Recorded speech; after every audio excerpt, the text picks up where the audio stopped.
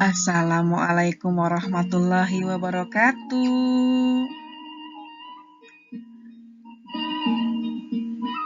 Patepang deui dina pelajaran bahasa Sunda kelas 5. Barudak sadayana kumaha daramang? Mugia sadayana aya dina sehat walafiatnya.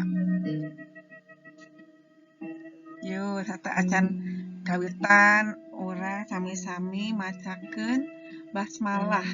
Bismillahirrohmanirrohim. Ya, ayeuna materina urang bade diajar nyusun kalimah aktif. Tah, tos pada uningan teh acan naon anu disebat kalimah aktif?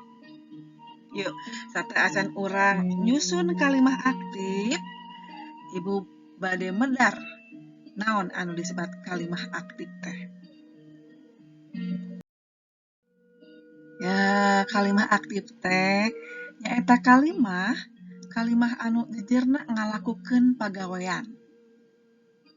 Tah, jadi dina basa Sunda teh aya anu disebut jejer, aya anu disebut caritaan, aya oge anu disebut objek. Nu kumaha Bu contona kalimah aktif teh? Nah, Ibu harus masihan contoh nanya ieu. Cobi diawas. Contoh kalimahna. Asep keur diajar di bumi. Nah, Asep teh disebatna jejer. Keur diajar disebatna caritaan. Di bumi disebatna objek. Nah, kitu nya. Janten nu disebat jejer teh nyaeta subjek atawa palaku. Upami caritaan nyaeta predikat atawa kata kerja cenah dina basa Indonesia nama. Upami objek teh nyaeta anu ngalengkepan predikat. Asep keur diajar di bumi. Asep disebatna jejer, keur diajar disebatna caritaan. Di bumi disebatna objek.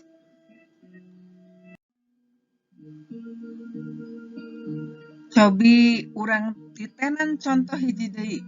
Hiji kalimah deui urang titenan sami-sami nya. Usep mawa kaleci warna-warni. Tah, Usep teh disebatna jejer. Mawa disebutna caritaan. Kaleci warna-warni disebatna objek. Kumaha? Gampil tanya. Naon anu disebat kalimah aktif teh?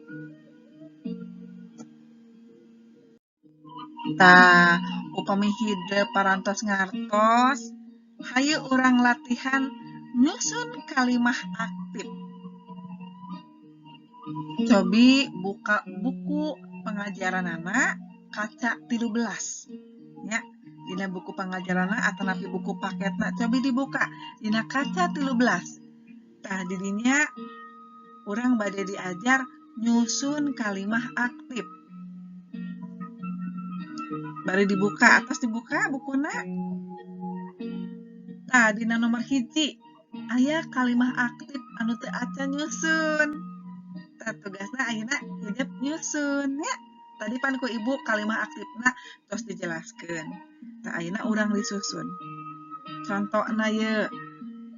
Berhiji aya kalimah anu teu acan nyusun.